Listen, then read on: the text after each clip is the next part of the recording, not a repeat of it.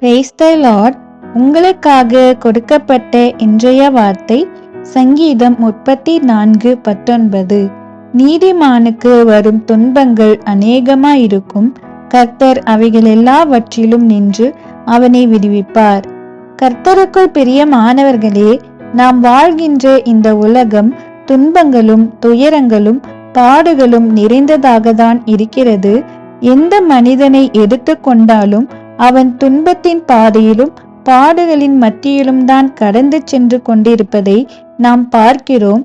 வியாதி ஒரு பக்கம், குடும்பத்துக்குள் பிரச்சனை ஒரு பக்கம், வேலை செய்கிற இடத்தில், தொழில் செய்கிற இடத்தில், ஊழியம் செய்கிற இடத்தில் பலவிதமான நெருக்கங்கள், இழப்புகள், நிந்தைகள், இப்படி பலவிதமான துயரங்கள். இந்த உலகத்தில் ஒவ்வொரு மனிதனும் சந்திக்கிற துயரங்களும் பிரச்சனைகளும் வித்தியாசமானவைகள். நாம் எல்லோருமே ஏதாவது ஒரு பிரச்சனைக்குள் மத்தியில்தான் வாழ்ந்து கொண்டிருக்கிறோம். துன்பங்கள் அநேகமாயிருக்கும் என்றுதான் கர்த்தர் சொல்லுகிறார். ஏனென்றால் இது கடைசி காலம்.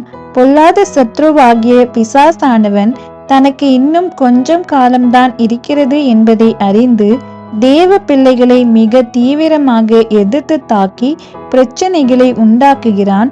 ஆனால் நீங்கள் அதை பார்த்து பயப்படாதீர்கள்.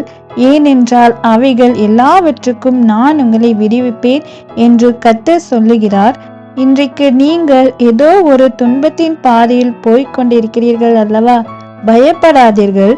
இன்றைக்கு கர்த்தர் உங்களுக்கு ஒரு விடுதலை தருவார். நீங்கள் வெட்கப்பட்டு போகவோ அல்லது சோர்ந்து போகவோ முடக்கப்பட்டு போகவோ கர்த்தர் உங்களை விடமாட்டார். கர்த்தர் உங்களுடைய எல்லா காரியங்களிலிருந்தும் விடுவிப்பார். நாம் தேவனுக்கு உண்மையுள்ளவர்களாக, அவருக்கு நீதிமான்களாக காணப்படுவோம். கர்த்தர் பெரிய காரியங்களை செய்வார். ஆமென்.